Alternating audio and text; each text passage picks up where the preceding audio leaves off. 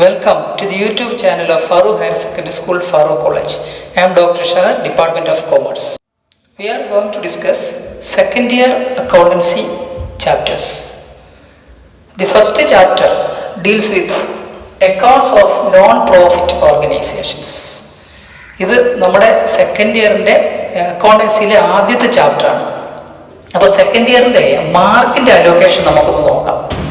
First ഇയറിൽ നമുക്ക് ഉണ്ടായിരുന്നത് 80 മാർക്കിനാണ്. അതായത് 60 മാർക്ക് നമ്മൾ എഴുതിയ ടെർമിനൽ ഇവാലുവേഷനും 20 മാർക്ക് കണ്ടിന്യൂസ് ഇവാലുവേഷനും. സെക്കൻഡ് ഇയറിനെ സംബന്ധിച്ചിടത്തോളം ബാക്കി 120 മാർക്കിനുള്ള ക്വസ്റ്റ്യൻസ് ഉണ്ട്. 120 മാർക്കിന് ക്വസ്റ്റ്യൻസ് എന്ന് പറയുമ്പോൾ അതിൽ ടെർമിനൽ ഇവാലുവേഷൻ 60 മാർക്കിന് മാത്രമേ ഉള്ളൂ. ഇനി കണ്ടിന്യൂസ് ഇവാലുവേഷൻ 20 മാർക്കിന് ഉണ്ടാവും. പിന്നെ പുതിയതായിട്ട്, അതായത് ഫസ്റ്റ് ഇയറിൽ നമ്മൾ കുറച്ച് കമ്പ്യൂട്ടറൈസ്ഡ് അക്കൗണ്ടിങ്ങിന്റെ ആദ്യത്തെ ചില ചാപ്റ്റേഴ്സ് എന്ന് പറയാൻ പറ്റില്ല, ഇൻട്രൊഡക്ഷൻ ആയിട്ടുള്ള ഓരോ കാര്യങ്ങളൊക്കെ പഠിച്ചു. അതിന്റെ കണ്ടിന്യൂഷൻ ആയിട്ട് അതിന്റെ പ്രാക്ടിക്കൽ ഉണ്ടാവും.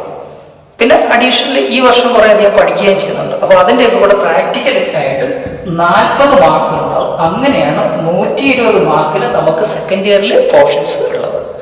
ഈ 120 മാർക്ക് 40 മാർക്ക് പ്രാക്ടിക്കൽ ഇവാലുവേഷൻ എന്ന് പറയുന്നത് അധിക പ്രയാസമില്ലാത്ത ഒരു സംഗതിയാണ്. കാരണം നമുക്ക് പഠിക്കാനുള്ള കമ്പ്യൂട്ടറൈസ്ഡ് അക്കൗണ്ടിങ്ങിന്റെ പല ചാപ്റ്റേഴ്സൊക്കെ അത്യാവശ്യം നന്നായിട്ട് തിയറിയൊക്കെ പഠിച്ച് ബാക്കി കാര്യങ്ങളൊക്കെ നമ്മൾ പ്രാക്ടിക്കൽ ഹോളിൽ പോയി കാര്യങ്ങളൊക്കെ ചെയ്ത് കഴിഞ്ഞാൽ 40 മാർക്കിൽ അത്യാവശ്യം നല്ല ഒരു ശതമാനം മാർക്ക് വാങ്ങാൻ കഴിയും. പിന്നെ കണ്ടിന്യൂസ് ഇവാലുവേഷൻ കഴിഞ്ഞ വർഷത്തെ പോലെ തന്നെ എന്തെങ്കിലുമൊക്കെ വർക്കൊക്കെ നടത്തിയതിന് ശേഷം അത് വാങ്ങാൻ പറ്റും. പിന്നെ നമുക്കുള്ളത് ഈ 60 മാർക്കിന് 60 മാർക്കിന്റെ ഈ ഡിവിഷൻ നമ്മൾ നോക്കുമ്പോൾ അതിനെ നമുക്ക് 40+20 ആക്കാം. അതായത് 40 മാർക്സിന് നമ്മൾ പഠിക്കാൻ പോകുന്ന മാനുവൽ അക്കൗണ്ടിങ്ങും 20 മാർക്കിന് തിയറി കമ്പ്യൂട്ടറൈസ്ഡ് അക്കൗണ്ടിങ്ങിന്റെ തിയറി ക്വസ്റ്റ്യൻസ് ഉണ്ടാവും. അപ്പോൾ സെക്കൻഡ് ഇയറിൽ പരീക്ഷ എഴുതാൻ പോകുന്ന നിങ്ങൾ ഓരോരുത്തരും 60 മാർക്കിന് നിങ്ങൾ ടെർമിനൽ ഇവാലുവേഷൻ ഫേസ് ചെയ്യണം. അതിൽ 40 മാർക്കിനാണ് നമുക്ക് പിന്നെ ഇത് കമ്പ്യൂട്ടറൈസ്ഡ് അക്കൗണ്ടിങ് അല്ലാത്തത്, മാനുവൽ അക്കൗണ്ടിങ് പഠിക്കാനുള്ളത്. ബാക്കി 20 മാർക്കിന് കമ്പ്യൂട്ടറൈസ്ഡ് അക്കൗണ്ടിങ്ങിന്റെ തിയറി. ഇത് ഫുള്ള് തിയറി ആയിരിക്കും. ഫുള്ള് തിയറി ആയിരിക്കും. ഇത് ഫുള്ള് പ്രാക്ടിക്കൽ ആയിരിക്കും. പിന്നെ 20 മാർക്ക്. അപ്പൊ ഈ 40 മാർക്ക് നമുക്കറിയാം, നമുക്ക് ഓരോ ടേമിന് പരീക്ഷ ഉണ്ടാവും. First term, second term, third term. First ടേമിന്റെ എക്സാമിനേഷൻ ഇനി ഓണത്തിന് മുൻപ് നടത്തുന്നതോ ശേഷം നടത്തുന്നതെന്ന് അറിയാൻ പാടില്ല. എങ്ങനെയായാലും ആദ്യത്തെ കുറേ ചാപ്റ്റേഴ്സ് പിന്നെ നമ്മളിപ്പോൾ പഠിക്കാൻ പോകുന്ന ഭാഗത്തുനിന്ന്, പിന്നെ ഇനി നമ്മൾ പഠിക്കാനുള്ള കമ്പ്യൂട്ടറൈസ്ഡ് അക്കൗണ്ടിങ്ങിൽ നിന്ന് കുറച്ച് ആദ്യത്തെ 2 ചാപ്റ്റേഴ്സ് ഒക്കെ കൂടെ ചേർത്തിട്ടായിരിക്കും ഫസ്റ്റ് ടേം എക്സാമിനേഷൻ. അപ്പം നമുക്ക് ഈ വർഷത്തെ അക്കൗണ്ടൻസിയുടെ ഫസ്റ്റ് ചാപ്റ്ററാണ് ഞാൻ ബോർഡിൽ എഴുതിയിട്ടിട്ടുള്ളത്, accounts of non profit organisation. ഈ പേരിൽ നിന്ന് തന്നെ നിങ്ങൾക്കത് മനസ്സിലാക്കാം എന്താണ് നോൺ പ്രോഫിറ്റ് ഓർഗനൈസേഷൻ. അല്ലെങ്കിൽ നമ്മൾ വേറെ രീതിയിൽ പറഞ്ഞാൽ accounts of non trading concerns എന്ന് പറയും. Accounts of non trading concerns എന്ന് പറഞ്ഞാൽ these are organisations which run not for making any profit but to render services to people in the society. These organizations are not trading concerns. They are not doing any trading activity, but they are doing any activity other than trading activity. That means they are providing services to people in the society or members of such organization. അപ്പോൾ ഇത് ഏത് പിന്നെ തരത്തിലുള്ള ആൾക്കാരാണോ ഉണ്ടാക്കിയത് ആ തരത്തിലുള്ള ആൾക്കാരുടെ ബെനിഫിറ്റിന് വേണ്ടിയോ, അതായത് സാധാരണ വീക്കർ സെക്ഷൻസ് ഒക്കെ ആയിരിക്കും, അവരുടെ ബെനിഫിറ്റിന് വേണ്ടിയും, അല്ലെങ്കിൽ നമ്മൾ പിന്നെ പൊതുജനങ്ങളുടെ ബെനിഫിറ്റിന് വേണ്ടി നടത്തുന്ന ഓർഗനൈസേഷൻസ് ആണ്. ഇനി ഈ ചാപ്റ്ററിൽ നിന്ന് നമുക്ക് പബ്ലിക് എക്സാമിനേഷന് 10 മാർക്കിന് ക്വസ്റ്റ്യൻസ് ഉണ്ടാവും. 10 മാർക്കിന് ക്വസ്റ്റ്യൻസ്. ഇതിൽ സാധാരണ 8 മാർക്കിനുള്ള ഒരു ക്വസ്റ്റ്യൻ ഉണ്ടെങ്കിൽ അതൊരു ചോയ്സ് ക്വസ്റ്റ്യൻ ആയിരിക്കും, ഓർ ക്വസ്റ്റ്യൻ ആയിരിക്കും. പിന്നെ കുറച്ച് തിയറിയൊക്കെ വളരെ ഇമ്പോർട്ടൻ്റ് ആയിട്ടുള്ള തിയറിയാണ്. നമ്മൾ ഫസ്റ്റ് ഇയറിൽ നമുക്കറിയാം കുറേ ചാപ്റ്റേഴ്സ് പഠിച്ചു. അപ്പോൾ ഓരോ ചാപ്റ്ററിൻ്റെ ആദ്യം കുറച്ച് തിയറിയും പിന്നെ കുറച്ച് പ്രോബ്ലംസും ആയിരിക്കും. അപ്പോൾ എല്ലാ ചാപ്റ്ററിൽ നിന്നും ഇങ്ങനെ ഒരുപാട് തിയറി പഠിക്കാനുണ്ടായിരുന്നു, ഒരുപാട് പ്രോബ്ലം പഠിക്കാനുണ്ടായിരുന്നു. സെക്കൻഡ് ഇയറിൽ അങ്ങനെ അധികം ചാപ്റ്റേഴ്സ് ഒന്നുമില്ല, ഉള്ളത് കുറച്ച് മാത്രമേ ഉള്ളൂ. ഒന്നെന്ന് പറയുന്നത് accounts of non profit organisation. അടുത്ത പാർട്ട് എന്ന് പറയുന്നത് പൂർണ്ണമായിട്ടും പാർട്ണർഷിപ്പ് അക്കൗണ്ടിങ്ങിനെ പറ്റിയാണ് പഠിക്കാനുള്ളത്. നമ്മൾ ഫസ്റ്റ് ഇയർ ബിസിനസ്സിൽ നമ്മൾ പഠിച്ചിട്ടുണ്ടായിരുന്നു പാർട്ണർഷിപ്പ് ഓർഗനൈസേഷൻസ് എന്ന് പറയുന്നത്. അതിൻ്റെ അക്കൗണ്ടിങ് അത്ര വിശാലമായിട്ടൊന്നും പഠിക്കാനില്ല. കുറച്ച് ജനറൽ ആയിട്ടുള്ള കുറച്ച് കാര്യങ്ങൾ, പിന്നെ അഡ്മിഷൻ, റിട്ടയർമെന്റ്, ഡിസ്ട്രിബ്യൂഷൻ, അതൊക്കെ പിന്നെ പറഞ്ഞുതരാം. അപ്പോൾ ആ പാർട്ണർഷിപ്പ് അക്കൗണ്ടിങ് പിന്നെ നമ്മളിപ്പോൾ പഠിക്കുന്ന ചാപ്റ്റർ മാത്രമേ ഉള്ളൂ ഈ 40 മാർക്കിന് പരീക്ഷയ്ക്ക് ചോദിക്കുന്നത്. ഈ 40 മാർക്ക് എന്ന് പറയുമ്പോൾ പബ്ലിക് എക്സാമിനേഷന് ഇത്രയും ചാപ്റ്റേഴ്സ് ചോദിക്കുന്നത്. ഓരോ ടേമിനും കുറേശ്ശെ ചോദിച്ചു പോകും. അപ്പം പഠിക്കാൻ ഫസ്റ്റ് ഇയറിനേക്കാൾ താരതമ്യേന വളരെ എളുപ്പമാണ് സെക്കൻഡ് ഇയർ. മാർക്ക് സ്കോർ ചെയ്യാനും എളുപ്പമാണ്. അപ്പോൾ നമ്മൾ accounts for non profit organisations എന്ന് പറഞ്ഞാൽ ലാഭം വേണ്ട, അല്ലെങ്കിൽ ലാഭമല്ല ഞങ്ങളുടെ മുഖ്യമായ ലക്ഷ്യം എന്ന് പറയുന്നത്, പൊതുജനങ്ങളെ സേവിക്കലാണ്. അങ്ങനെ നടത്തുന്ന ഓർഗനൈസേഷൻസ് ആണ് നോട്ട് ഫോർ പ്രോഫിറ്റ് ഓർഗനൈസേഷൻസ്. അതിൻ്റെ എക്സാമ്പിൾസ് പറയുന്നത് educational institutions, charitable societies, even religious institutions, schools, colleges, അല്ലെങ്കിൽ ക്ലബ്ബുകൾ, ഇതൊക്കെ തന്നെ ആർട്സ് ആൻഡ് സ്പോർട്സ് ക്ലബ്ബ്, പിന്നെ പ്രൊഫഷണൽ ഓർഗനൈസേഷൻസ് പറയുന്നത് ബാർ കൗൺസിൽ ഓഫ് ഇന്ത്യ എന്ന് പറയുന്നത് അതിൻ്റെ ഒരു എക്സാമ്പിളാണ്. അപ്പോൾ അവിടെ നമ്മൾ ചെയ്യുന്നതെന്ന് പറഞ്ഞാൽ ഈ ലോയേഴ്സാണ് അതിൻ്റെ മെമ്പേഴ്സ് എന്ന് പറയുന്നത്. ഈവൻ ടീച്ചേഴ്സിൻ്റെ അസോസിയേഷൻ എന്ന് പറയുന്നത് ഒരു നോൺ ട്രേഡിങ് ഓർഗനൈസേഷനാണ്. ഇപ്പോൾ ഇങ്ങനെയുള്ള ഓർഗനൈസേഷൻസ് നടത്തുന്നതെന്ന് പറഞ്ഞാൽ ഇതിൽ നിന്ന് ഒരുപാട് ലാഭം ഉണ്ടാക്കി ട്രേഡിംഗ് കൺസേൺ ചെയ്യുന്നത് പോലെ ഗുഡ്സ് വാങ്ങുക, പിന്നെ അത് ലാഭത്തിന് വിൽക്കുക, അങ്ങനെയുള്ള യാതൊരു പരിപാടികളുമില്ല. പിന്നെ എന്താണ് ചെയ്യുന്നത് എന്നുള്ളത് ബാക്കി അങ്ങോട്ട് പറഞ്ഞു വരുമ്പോൾ മനസ്സിലാവും. അപ്പോൾ ഇതുപോലെയുള്ള സ്പോർട്സ് ക്ലബ്ബുകൾ, ആർട്സ് ക്ലബ്ബുകൾ, ഇങ്ങനെയുള്ള നോൺ പ്രോഫിറ്റ് ഓർഗനൈസേഷൻസ് ഏത് തരത്തിലുള്ള അക്കൗണ്ടുകൾ ഉണ്ടാക്കുന്നു, അവരെങ്ങനെയാണ് പ്രിപ്പയർ ചെയ്യുന്നത്, എങ്ങനെയാണ് അവരുടെ ഫൈനൽ അക്കൗണ്ട്സ് സബ്മിറ്റ് ചെയ്യുന്നത്, അങ്ങനെയുള്ള കാര്യങ്ങളാണ് നമുക്കറിയാം. ഇപ്പോൾ തന്നെ നമുക്കറിയാം റെസിഡൻറ്റ് അസോസിയേഷൻ എന്ന് പറയുന്നത് ഇത്തരത്തിലുള്ള ഒരു നോൺ പ്രോഫിറ്റ് ഓർഗനൈസേഷനാണ്. അവരെന്താ ചെയ്യുന്നതെന്ന് ചോദിച്ചാൽ അവർ കണക്കുകൾ എഴുതണം. ഒരു ഓർഗനൈസേഷനും ചെറുതാണെങ്കിലും വലുതാണെങ്കിലും, അല്ലെങ്കിൽ പ്രോഫിറ്റ് മേക്കിംഗ് ആണെങ്കിലും അല്ലെങ്കിലും, ഏത് ഓർഗനൈസേഷൻ ആണെങ്കിലും ഒരു ബുക്സ് ഓഫ് അക്കൗണ്ട്സ് പ്രിപ്പയർ ചെയ്യണം. അവരുടേതായ രീതിയിൽ പ്രിപ്പയർ ചെയ്യും. നമുക്കറിയാം കഴിഞ്ഞ വർഷം നമ്മൾ ലാസ്റ്റിൽ പറഞ്ഞതാണ് സിംഗിൾ എൻട്രി എന്ന് പറയുന്നതാണ് പറഞ്ഞതാണ്. അവർ പ്രോപ്പറായിട്ട് പോലും എഴുതുന്നില്ല. പക്ഷേ ആ ചെറിയ ബിസിനസ് ഓർഗനൈസേഷൻസ് എഴുതാതിരിക്കുന്നതല്ലല്ലോ, അവരെഴുതുന്നുണ്ട്. അവർക്കറിയാവുന്ന രീതിയിൽ എഴുതുന്നുണ്ട്. അപ്പോൾ അറിയാവുന്ന രീതിയിൽ എന്നുള്ളതല്ല, ഈ നോൺ പ്രോഫിറ്റ് ഓർഗനൈസേഷൻസ് പ്രോപ്പറായിട്ട് ബുക്സ് ഓഫ് അക്കൗണ്ട്സ് പ്രിപ്പയർ ചെയ്യണം, അവരത് പ്രസൻറ്റ് ചെയ്യണം, ഒക്കെ ചെയ്യണം. അപ്പോൾ ഇത്തരത്തിലുള്ള ഓർഗനൈസേഷൻസ് ഒക്കെ തന്നെ രജിസ്റ്റേർഡ് ഓർഗനൈസേഷൻസ് ആണ്.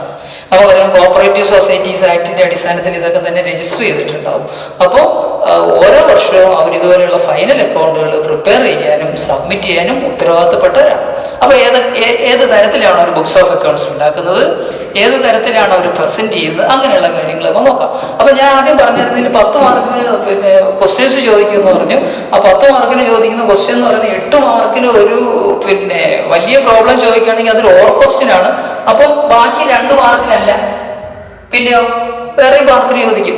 ഈ കഴിഞ്ഞ പരീക്ഷയ്ക്ക് ഇപ്പോൾ, അതായത് ഞങ്ങൾ വാല്യുവേഷൻ കഴിഞ്ഞ് വന്ന സമയത്ത് അതിലൊരു ക്വസ്റ്റ്യൻ എന്ന് പറയുന്നത് difference between receipts and payments account and income and expenditure account 5 മാർക്കിന് ചോദിച്ചിട്ടുണ്ട്. 5 സ്കോർ. വളരെ ഈസി ആയിട്ട് 5 സ്കോർ മേടിക്കാന്നുള്ള യാതൊരു പ്രയാസവും ഇല്ല. ഒരു അത്യാവശ്യം ഒന്ന് വായിക്കുന്ന കുട്ടിക്ക് പോലും 5 ഡിഫറൻസ് അല്ല, അതിൽ കൂടുതൽ ഡിഫറൻസ് എഴുതാൻ പറ്റും. നമ്മൾ അതിലേക്ക് കടക്കാൻ പോകും. അപ്പോൾ നമ്മൾ ഈ 10 മാർക്കിനുള്ള ഈ ക്വസ്റ്റ്യൻസ് വളരെ ഈസി ആയിട്ട് 10 മാർക്കിന് മേടിക്കാം. പിന്നെ ഫസ്റ്റ് ഇയറിൽ നമ്മൾ പഠിച്ച ഫൈനൽ അക്കൗണ്ട്സ് ഉണ്ടല്ലോ, ഫൈനൽ അക്കൗണ്ട്സ് ഒന്ന് കേൾക്കുമ്പോൾ പേടിക്കണ്ട. കാരണം അതിന് നമ്മൾ കുറേ അഡ്ജസ്റ്റ്മെൻറ്റുകൾ പഠിച്ചായിരുന്നു. എല്ലാ അഡ്ജസ്റ്റ്മെൻറ്റുകളൊന്നും വേണ്ട. ആദ്യത്തെ 5 അഡ്ജസ്റ്റ്മെൻറ്റ് നമ്മൾ ഈ ചാപ്റ്ററിലേക്ക് നിങ്ങളുടെ മനസ്സിലുണ്ടായിരിക്കണം. അല്ലെങ്കിൽ ഈ ചാപ്റ്റർ പഠിക്കാൻ ഇത്തിരി പ്രയാസം ഉണ്ടാവും. ആദ്യത്തെ 5 ചാപ്റ്ററുകൾ ഏതൊക്കെയാണ് നിങ്ങൾക്ക് ഓർമ്മയുണ്ടാവില്ല. Outstanding expenses, prepaid expenses, accrued income, income received in advance depreciation. ഈ കാര്യങ്ങളൊക്കെ ഒന്ന് മനസ്സിലുണ്ടെങ്കിൽ ഈ ചാപ്റ്റർ വളരെ ഈസി ആയിട്ട് നിങ്ങൾക്ക് പഠിക്കാം. അപ്പോൾ നമ്മൾ ഇതിലേക്ക്, അപ്പോൾ നമ്മൾ ഈ നോൺ പ്രോഫിറ്റ് ഓർഗനൈസേഷൻ എന്ന് പറയുന്നത് കുറച്ചുകൂടെ ഒന്ന് മനസ്സിലാക്കുന്നതിന് വേണ്ടി അതിൻ്റെ ഫീച്ചേഴ്സ് അല്ലെങ്കിൽ ക്യാരക്ടറിസ്റ്റിക്സ് നോക്കാം. അപ്പം അതിൻ്റെ ആദ്യത്തെ ഫീച്ചർ എന്ന് പറയുന്നത് ഇത്രയേ ഉള്ളൂ. They are not expected to earn profits. അവർ ലാഭം പ്രതീക്ഷിക്കുന്നില്ല, പക്ഷെ ചിലപ്പോൾ ലാഭം ഉണ്ടാവും. പക്ഷെ ആ ലാഭത്തിനെ നമ്മൾ അങ്ങനെ വിളിക്കില്ല, നമ്മൾ സർപ്ലസ് എന്നാണ് വിളിക്കുന്നത്. കാരണം പ്രോഫിറ്റ് എന്ന് പറയുന്നത് ആ ഒരു വേർഡ് ഉപയോഗിക്കുന്ന ട്രേഡിംഗ് കൺസേൺസാണ്. അവർ ഈ പർച്ചേസ് ആൻഡ് സെയിലിലൂടെ ഉണ്ടാക്കുന്നതാണ് ലാഭം എന്ന് പറയുന്നത്. അപ്പോൾ അവർക്ക് ലാഭം ഉണ്ടാകുന്നുണ്ട്. പക്ഷേ ഇൻസിഡൻ്റലായിട്ട് നമ്മുടെ ഈ നോൺ ട്രേഡിംഗ് കൺസേൺസിന് ലാഭം ഉണ്ടാവും. അതിന് നമ്മൾ സർപ്ലസ് എന്ന് വിളിക്കും, അല്ലാതെ പ്രോഫിറ്റ് എന്നല്ല വിളിക്കുന്നത്. ഇനി അതെങ്ങനെ കാൽക്കുലേറ്റ് ചെയ്യുന്നതൊക്കെ നമുക്ക് പഠിക്കാനുണ്ട്. അടുത്തതെന്ന് പറയുന്നത് അവർ ട്രേഡിംഗ് ആക്ടിവിറ്റി ചെയ്യുന്നില്ല. അത് ആദ്യം തന്നെ അവൾ പറഞ്ഞല്ലോ, ട്രേഡിംഗ് ആക്ടിവിറ്റി ചെയ്യാത്ത ഓർഗനൈസേഷൻസ് ആണ് ഇതെന്ന് നമ്മൾ പറഞ്ഞില്ലേ. അപ്പോൾ അവർ ട്രേഡിംഗ് ആക്ടിവിറ്റി ചെയ്യുന്നില്ല. പിന്നെ അവരുടെ ലക്ഷ്യം എന്താണ്? അവർ ചെയ്യുന്നത് എന്താണെന്ന് ചോദിച്ചാൽ വീക്കർ സെക്ഷൻസിനെ അല്ലെങ്കിൽ പീപ്പിൾ ഇൻ ദി സൊസൈറ്റി അതിനെ ഹെൽപ്പ് ചെയ്യുക, അവർക്ക് വേണ്ടി ഉണ്ടാക്കിയിട്ടുള്ളതാണ്, പൊതുജനങ്ങളുടെ സേവനത്തിന്. ഇപ്പോൾ പൂർ ഹോം നമുക്കറിയാം, വയസ്സായ ആൾക്കാർ അവിടെ വന്ന് താമസിക്കുകയാണ് ചെയ്തത്. വന്ന് ചേരുന്ന സമയത്ത് അവരുടെ കയ്യിൽ നിന്ന് ലക്ഷങ്ങളൊന്നും വാങ്ങി വയ്ക്കാറില്ല. ഒരു പൈസയും വാങ്ങാതെ രണ്ട് കൈ നീട്ടി അവരെ സ്വീകരിക്കുന്നത്, എന്നിട്ട് അവർക്ക് ആവശ്യമുള്ളതെല്ലാം അവിടെ നിന്ന് കൊടുക്കുകയും ചെയ്യുന്നുണ്ട്. ഒന്ന് ആലോചിച്ച് നോക്കുക. ഈ പറഞ്ഞതിന് എക്സാമ്പിൾ അല്ലേ. അടുത്ത എന്താ പറയുന്നത്? Credit transactions are usually not made. ശരിയാ, ക്രെഡിറ്റ് ട്രാൻസാക്ഷൻസ് ഉണ്ടാവുന്നില്ല. കാരണം അവരുടെ ക്യാപിറ്റൽ ഫണ്ട് എന്ന് പറഞ്ഞാൽ തന്നെ ഇപ്പൊ ട്രേഡിംഗ് കൺസേൺസിനാണെങ്കിൽ ക്രോർസ് ഓഫ് റുപ്പീസ് ആയി ക്യാപിറ്റൽ ഉള്ളത്. നോൺ ട്രേഡിംഗ് കൺസേൺസിനാണെങ്കിൽ ഈ മെമ്പേഴ്സ് കൊടുക്കുന്നത്, അതായത് നമുക്കറിയാം ഒരു ട്രേഡിംഗ് ഓർഗനൈസേഷനെ സംബന്ധിച്ചിടത്തോളം അതിൻ്റെ ഓണേഴ്സിനെ അത് ഓണേഴ്സാണ്, അല്ലെങ്കിൽ പിന്നെ ക്യാപിറ്റൽ കോൺട്രിബ്യൂട്ടേഴ്സ് ആണ്. ഇവിടെ അങ്ങനെയൊന്നുമില്ല, ഇവിടെ മെമ്പേഴ്സാണ് ഇതിൻ്റെ അതായത് നോൺ പ്രോഫിറ്റ് മേക്കിംഗ് ഓർഗനൈസേഷൻസിൽ നമുക്ക് കാണാൻ കഴിയുന്ന സബ്സ്ക്രൈബേഴ്സാണ് അല്ലെങ്കിൽ മെമ്പേഴ്സാണ്. അവർ കൊണ്ടുവരുന്ന ചെറിയ സംഖ്യ. പിന്നെ ഗവൺമെൻറ്റിൻ്റെ ഇപ്പം തന്നെ ലൈബ്രറിയുടെ കാര്യം എടുക്കുകയാണെങ്കിൽ ഗവൺമെൻറ്റിൻ്റെ ഗ്രാൻഡ് ഉണ്ട്, അത് വെച്ചിട്ടാണ്. ഇനി ബിൽഡിംഗ് കൺസ്ട്രക്ട് ചെയ്യുന്നത് നമ്മൾ ഡൊണേഷൻ സ്വീകരിച്ചുകൊണ്ടാണ്.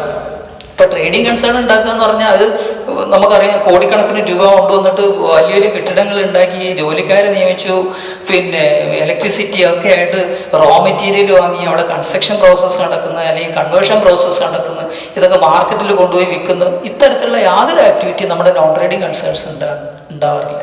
ഇവിടെ നമ്മൾ ചെയ്യുന്നത് എന്താണെന്ന് വെച്ചാൽ കുറച്ച് മെമ്പേഴ്സ് ഉണ്ടാവും, അവർ കൊണ്ടുവരുന്ന കോൺട്രിബ്യൂഷൻ എന്ന് പറഞ്ഞാൽ സബ്സ്ക്രിപ്ഷൻ.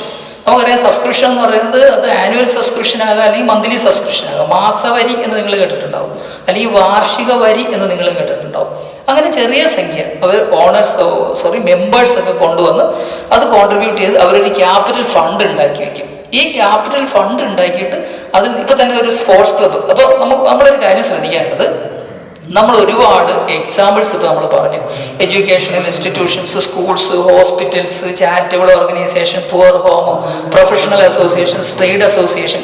ഭാഗ്യവശാൽ നമുക്ക് ആകെ, അതായത് ഈ അക്കൗണ്ട്സ് പ്രിപ്പയർ ചെയ്യുന്ന അവസരത്തിൽ, കാരണം ഈ തുടങ്ങിയ അവസരത്തിൽ നിങ്ങൾ വിചാരിച്ചിട്ടുണ്ടാവും നമ്മളിപ്പോൾ സ്കൂളിൻ്റെ ഒക്കെ കണക്കുകൾ പഠിക്കാൻ പോവുക, നമ്മൾ വലിയ എഡ്യൂക്കേഷൻ കോളേജിൻ്റെ കണക്കുകൾ പഠിക്കാൻ പോവുക, റിലീജിയസ് ഓർഗനൈസേഷൻസിൻ്റെ കണക്കുകൾ പഠിക്കാൻ പോവുക, അങ്ങനെയൊന്നുമില്ല. നമുക്ക് ഭാഗ്യവശാൽ നമുക്ക് ഈ ചാപ്റ്ററിൽ പ്രോബ്ലമായിട്ട് നമുക്ക് പരീക്ഷയ്ക്ക് ചോദിക്കുന്നത് ഏതെങ്കിലും ഒരു സ്പോർട്സ് ക്ലബിൻ്റെ കുറച്ച് കണക്കുകൾ തരും, അല്ലെങ്കിൽ നമുക്കൊരു ആർട്സ് ക്ലബിൻ്റെ കുറച്ച് കണക്കുകൾ തരും. അങ്ങനെ ചെറിയ, അത് നമ്മൾ മനസ്സിലാക്കണം. അതായത് ഇത് accounts for non profit organisation എന്ന് പറയുന്നത് ഏറ്റവും സിമ്പിളായിട്ട് മാർക്ക് മേടിക്കാൻ പറ്റുന്നൊരു ചാപ്റ്ററാണ്. പിന്നെ അങ്ങോട്ടുള്ള പാർട്ണർഷിപ്പും ഒക്കെ അതുപോലുള്ള ചാപ്റ്റർ. ആദ്യം തന്നെ നമ്മൾ പറഞ്ഞായിരുന്നു സെക്കൻഡ് ഇയർ എന്ന് പറഞ്ഞാൽ കമ്പാരിറ്റീവ്ലി വളരെ ഈസിയാണ്, ഫസ്റ്റ് ഇയറിനേക്കാൾ ഈസിയാണ്. അപ്പോൾ നമ്മൾ ചെയ്യുന്നത് എങ്ങനെയാണെന്ന് വെച്ചാൽ ഇതുപോലെ ഏതെങ്കിലും ഒരു സ്പോർട്സ് ക്ലബിൻ്റെയോ അല്ലെങ്കിൽ ഒരു ആർട്സ് ക്ലബിൻ്റെയോ ഒക്കെ ഒരു ചെറിയ കുറച്ച് കണക്കുകൾ തരും. ഇത് നമുക്ക് അത് അത്ര പരീക്ഷയ്ക്ക് ചോദിക്കുള്ളൂ, അല്ലെ കൂടുതൽ കാര്യങ്ങളൊന്നും. തിയറി ശ്രദ്ധിക്കണം, കാരണം തിയറി ചിലപ്പം 5 മാർക്കിനും 3 മാർക്കിനും 2 മാർക്കിനും 1 മാർക്കിനും ഒക്കെ ചോദിച്ചിട്ടുണ്ടാവും. 8 മാർക്കിൻ്റെ പ്രോബ്ലം വരുന്ന അവസരത്തിൽ നമുക്ക് കൂടുതൽ ശ്രദ്ധിക്കാം. അപ്പോൾ തിയറി ശ്രദ്ധിക്കുക. ഇനി ചില അവസരത്തിൽ പരീക്ഷയ്ക്ക് 2 മാർക്കിന് ചോദിക്കും. ഈ പ്രോഫിറ്റ് ഓർഗനൈസേഷൻസും നോൺ പ്രോഫിറ്റ് ഓർഗനൈസേഷനും തമ്മിലുള്ള ഡിഫറൻസ് എന്താണ്? വളരെ സിമ്പിളായിട്ട് നമുക്ക് പറയാം. കാരണം പ്രോഫിറ്റ് മേക്കിംഗ് ഓർഗനൈസേഷൻസിൻ്റെ ഒബ്ജക്റ്റീവ് എന്ന് പറയുന്നത് പ്രോഫിറ്റ് മേക്കിംഗ് ആണ്, അല്ലെങ്കിൽ അവരുടെ മോട്ടീവ് എന്ന് പറയുന്നത് എന്താ? പ്രോഫിറ്റ് ആണ്. പക്ഷേ നോൺ പ്രോഫിറ്റ് മേക്കിംഗ് ഓർഗനൈസേഷൻ്റെ മോട്ടീവ് എന്ന് പറഞ്ഞാൽ എന്താ? റെൻഡറിങ് സർവീസസ് ആണ്. പിന്നെ അതിൻ്റെ ക്യാപിറ്റൽ കോൺട്രിബ്യൂട്ടേഴ്സിനെ നമ്മൾ വിളിക്കുന്നത് ഓണേഴ്സ് എന്നാണ്, ആരുടെ? ട്രേഡിംഗ് കൺസേണിൻ്റെ. പക്ഷേ നോൺ ട്രേഡിംഗ് കൺസേണിനെ നമ്മൾ എന്താ വിളിക്കുന്നത്? Members or subscribers. പിന്നെ നമുക്ക് ഇവിടെ ട്രേഡിംഗ് കൺസേണിനെ സംബന്ധിച്ചിടത്തോളം നമ്മൾ അവരുണ്ടാക്കുന്ന ലാഭം, അതെ ലാഭം, പ്രോഫിറ്റ്. പക്ഷേ നമ്മൾ ആദ്യം തന്നെ പറഞ്ഞു കഴിഞ്ഞു ഇൻസിഡൻറ്റിലായിട്ട് അല്ലെങ്കിൽ ഈ നോൺ പ്രോഫിറ്റ് മേക്കിംഗ് ഓർഗനൈസേഷൻസിന് ലാഭം ഉണ്ടാകുന്നുണ്ട്, പക്ഷെ നമ്മളതിനെ സർപ്ലസ് എന്നാണ് വിളിക്കുന്നത്. അതുപോലെ തന്നെ ഏറ്റവും പ്രധാനപ്പെട്ട ഒരു ഡിഫറൻസ് എന്താണെന്ന് ചോദിച്ചാൽ ട്രേഡിംഗ് കൺസേൺസ് ഉണ്ടാക്കുന്ന അക്കൗണ്ടുകൾ എന്ന് പറയുന്നത് നമ്മൾ കഴിഞ്ഞ വർഷം പഠിച്ചതാണ്. ട്രേഡിംഗ് അക്കൗണ്ട് ഉണ്ടാക്കുന്നുണ്ട്, പ്രോഫിറ്റ് ആൻഡ് ലോസ് അക്കൗണ്ട് ഉണ്ടാക്കുന്നുണ്ട്, ബാലൻസ് ഷീറ്റ് ഉണ്ടാക്കുന്നുണ്ട്. പക്ഷേ നോൺ പ്രോഫിറ്റ് മേക്കിംഗ് ഓർഗനൈസേഷൻസ് ഉണ്ടാക്കുന്ന ഏറ്റവും പ്രധാനപ്പെട്ട 3 അക്കൗണ്ടുകൾ receipts and payments account, income and expenditure account, balance sheet. അപ്പോൾ നിങ്ങളൊരു കാര്യം ശ്രദ്ധിക്കുക, നമുക്ക് പഠിക്കാനുള്ളത് ഈ 3 അക്കൗണ്ടുകളെ പറ്റിയാണ്. അപ്പോൾ ഈ 3 അക്കൗണ്ടുകൾ അപ്പോൾ നമ്മൾ ചെയ്യാൻ പോകുന്നത് ഈ 3 അക്കൗണ്ടുകളെ പറ്റി പഠിത്തമാണ്. അത് നമുക്ക് നെക്സ്റ്റ് ക്ലാസ്സിൽ നമുക്ക് നോക്കാം.